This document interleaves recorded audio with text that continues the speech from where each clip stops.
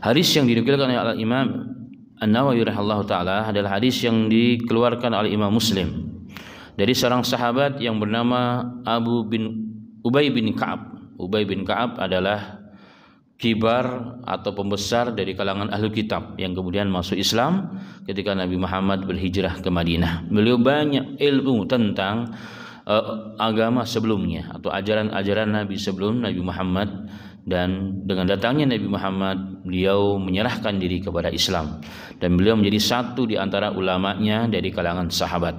Ubay bin Ka'ab ini radhiyallahu anhu, beliau mengatakan bahwa Rasul sallallahu alaihi wasallam pernah bersabda, "Ya Aba Mundhir, at-tadri ayu ayatin min kitabillahi ma'aka a'zam." Rasul SAW pernah berkata kepadanya, kepada Ubay bin Ka'ab, panggilannya beliau adalah Abu Mundhir karena namanya anaknya dikatakan Al-Mundhir, maka dipanggil Abu Mundhir, sang pemberi peringatan.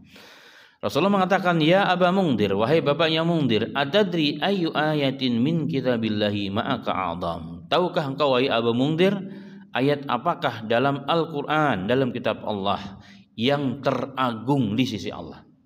Jadi ini pertanyaannya. Rasulullah bertanya kepada sang sahabatnya, ayat apakah yang paling besar yang Allah turunkan kepadaku, kitab Allah ini Al-Qur'an yang engkau tahu? Beliau mengatakan, qultu Allahu wa rasuluhu a'lam. Allah dan Rasulnya yang maha mengetahui, yang lebih mengetahui. Maka beliau Rasulullah SAW mengatakan, "Ya Aba Mundhir, atadri ayu ayatin min kitabillahi ma'aka a'zam." Diulang lagi. Ya, diulang lagi. Tahukah engkau ya Aba Mundhir, ayat apakah yang paling agung dalam kitab Allah yang Allah turunkan kepadaku? Kemudian Nabi Muhammad SAW kemudian melanjutkan sabdanya, firman Allah, ya, firman Allah Subhanahu wa taala, ya. Di sini dikatakan bahwa Rasulullah ketika bertanya maka beliau menjawab. Ya, beliau menjawab, yakni si Aba Mundhir tadi, Abu bin Ka'ab, qultu Allahu la ilaha illa huwal hayyul qayyum. Ketika Rasulullah bertanya bertanya lagi, karena Rasulullah tahu, ini orang tahu sebenarnya. Awalnya sebagai bentuk tawadhu kepada gurunya, kepada Rasul sallallahu alaihi wasallam, tapi yang kedua pertanyaan ingin mengetahui betul bahwa dia itu sudah tahu, maka beliau mengatakan, ini Abu Mundhir Ubay bin Ka'ab, Allahu la ilaha illa huwal hayyul qayyum. Ini ayat kursi. Maka Nabi Muhammad fadaraba fi sadri, Rasulullah memukul dadanya. Jadi pukulan sayang, ya, bukan pukulan karena benci. Begitu sebagai bentuk memang engkau atau Nabi engkau memang masya Allah, begitulah kurang lebihnya. Kemudian Rasulullah mengatakan, wallahi la yanhanika ilmu Aba Mundhir. Maka Rasulullah mengatakan, semoga engkau memudahkan mendapat ilmu wahai Aba Mundhir. Jemaah sekalian rahimani wa rahimakumullah. Hadis ini adalah hadis yang sangat agung, di mana pada hadis ini Rasul sallallahu alaihi wasallam menjelaskan kepada kita, atau hadis ini menjelaskan kepada kita bahwa segala sesuatu itu ada tingkatannya. Hari pun ada tingkatannya. Ada disebut dengan Sayyidul Ayyam. Ada penghulunya hari. Penghulunya hari setiap pekan adalah hari Jumat. Penghulunya bulan, ya, penghulunya bulan, dan seterusnya. Penghulunya para nabi, ya, begitu juga penghulunya atau ayat Allah. Semua ayat Allah agung, semua ayat Allah besar, tetapi ada ayat-ayat yang punya keutamaan tersendiri berdasarkan firman Allah dan sunnah Nabi Muhammad SAW. Dan pada hadis ini menunjukkan bahwa ayat yang teragung yang Allah pernah turunkan kepada para nabinya, bil khusus kepada Nabi kita Muhammad SAW, adalah ayatul kursi yang berbunyi, Allahu la ilaha illa huwal hayyul qayyum لا تأخذه سنة ولا نوم له ما في السماوات وما في الأرض من ذا الذي يشفع عنده إلا بإذنه يعلم ما بين أيديهم وما خلفهم ولا يحيطون بشيء من علمه إلا بما شاء وسع كرسيه السماوات والأرض ولا يؤوده حفظهما وهو العلي العظيم. Ayat ini adalah ayat yang insyaallah hampir setiap muslim menghafalnya. Jemaah sekalian rahimani wa rahimakumullah, eh, dalam dunia peruqiyahan bahwa ayat ini adalah ayat pamungkas.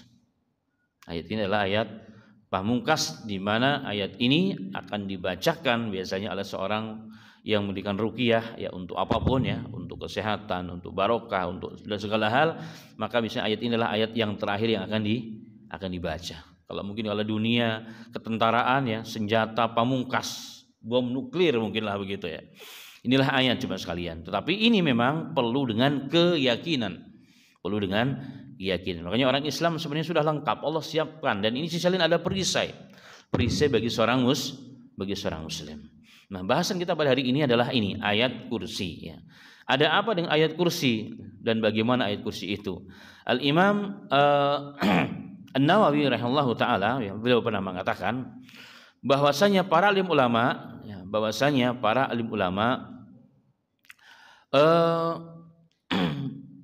mengatakan bahwa ayat ini adalah ayat yang teragung di antara sebabnya karena pada ayat ini terdapat sifat-sifat Allah, nama-nama Allah Subhanahu wa taala.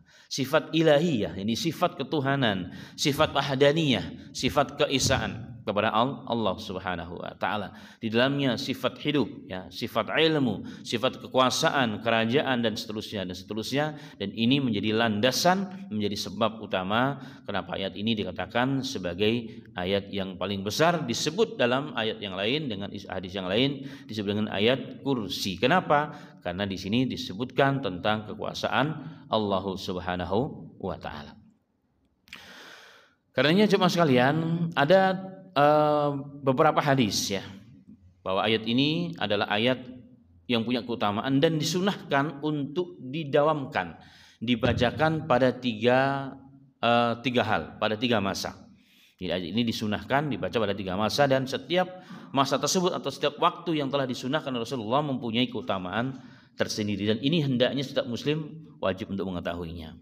Yang pertama adalah dibaca setiap ba'da sholat. Kayak tadi habis sholat maka dibaca. Salah satu baca rutin yang jangan sampai ditinggalkan. Banyak bacaan sholat itu banyak ya. Tapi ada bacaan-bacaan yang kalau dibaca ada keutamaan khusus dari Nabi Muhammad SAW. Di sini adalah hadisnya adalah hadis yang diriwayatkan oleh Abu Umamah Al-Bahili radhiyallahu anhu. Beliau pernah mengatakan, Rasul sallallahu alaihi wasallam pernah bersabda, "Man qara'a ayatal kursi fi duburi kulli salatin maktubatin lam yamna'hu min dukhulil jannati illa ayyamut." Masyaallah. Nah, di sini diriwayatkan oleh Imam Nasai dan hadisnya adalah sahih, dan juga oleh imam-imam yang lainnya. Nabi Muhammad SAW bersabda, "Man qara'a ayatal kursi," barang siapa yang membaca ayat kursi fi duburi kulli salatin maktubatin, setiap akhir ba'da salat maktubah, salat yang fardu yang 5. Jadi habis salat 5 waktu ya, maka ini salah satu bacaannya. Barang siapa membacanya ini, kata Nabi Muhammad SAW, tentunya dengan istiqamah. Apa kata Nabi? Lam yamna'hu min dukhulil jannati illa ayyamut. Tidak ada yang menghalangi dia dengan surga kecuali hanya kematian. Jadi artinya dijamin surga oleh Allah Subhanahu wa taala. Walaupun ulama mengatakan dengan catatan tentunya. Jadi yang istiqamah membaca ayat kursi pada salat maka dijamin surga. Bahkan Rasulullah mengatakan tidak ada yang menghalangi dia dengan surga kecuali satu, yaitu apa? Karena dia belum mati. Berarti kalau meninggal maka akan dimasukkan dalam nikmat dan rahmat surganya Allah Subhanahu wa taala. Dan ini jaminan dari Nabi kita Muhammad sallallahu alaihi wasallam. Maka setiap muslim hendaknya meyakininya, dan jangan sesibuk-sibuk apapun ya, maka diusahakan jangan sampai pernah ditinggalkan ayat kursi. Ayat setelah istighfar minimal, setelah istighfar Allahumma anta salam, kemudian baca ayat kursi. Kalaupun nggak ada waktu maka itu minimal yang dibaca. Untuk apa? Ini jaminan dari Allah Taala untuk kita semua agar kita dimasukkan dalam surga. Kan hidup kita tujuannya satu. Ya. Kehidupan yang segini panjang adalah satu. Bagaimana kita masuk surga? Itulah kesuksesan yang nampak, yang agung di sisi Allah Subhanahu wa taala. Baik. Kemudian catatan dari para alim ulama kita bahwa Dijaminnya surga di sini ya, dijamin surga di sini adalah yang membacanya dengan keyakinan, keimanan dan istiqamah. Menurut catatan para ulama mengatakan yang akan dijamin surga adalah siapa yang membaca dengan keyakinan dan keimanan bahwa betul-betul ini jaminan dari Allah melalui lisannya Nabi Muhammad, tidak boleh ragu sedikit pun ya. Dan istiqamah membacanya setiap sholat 5 waktu. Jadi minimal berarti sehari semalam 5 kali baca surat ayat ini. Ayatnya pendek, masya Allah. Yang belum hafal ya harus, alhamdulillah harus dihafal atau minimal pakai aplikasi, pakai tulisan untuk dibaca setiap hari, maka insya Allah menjadi hafal. Dan semakin benar bacaannya, artinya kita paham yang kita baca, makhrajnya juga benar, maka semakin tinggi nilainya di sisi Allah Subhanahu wa taala. Kemudian ada pertanyaan, dengan kalimat tidak ada yang menghalangi antara dia dengan surga, apakah ini maknanya orang tersebut tidak dihisab nanti di padang mahsyar? Apakah artinya ini orang tidak akan mampir ke dalam adab kubur? Ini menjadi pertanyaan. Ulama mengatakan bisa jadi karena kalimatnya tidak ada yang menghalangi dia kecuali dan surga kecuali kematian. Azab kubur itu kan penghalang, hisab itu adalah penghalang. Maka orang yang istiqomah ini maka diharapkan insya Allah mereka masuk surganya Allah Ta'ala dengan karunia dan rahmat Allah Ta'ala bighairi hisabin wala azab, insya Allah. Tapi ada sebagian mungkin ada yang mampir terlebih dahulu dengan dosa-dosa yang lain yang dilakukan yang belum sempat diampuni dosanya oleh Allah Subhanahu wa Ta'ala. Baik, dan itulah sesungguhnya kemenangan yang hakiki ya. Kemenangan yang hakiki karena Allah pernah mengatakan kullu nafsin dha'iqatul maut. Sesungguhnya setiap jiwa itu akan mati.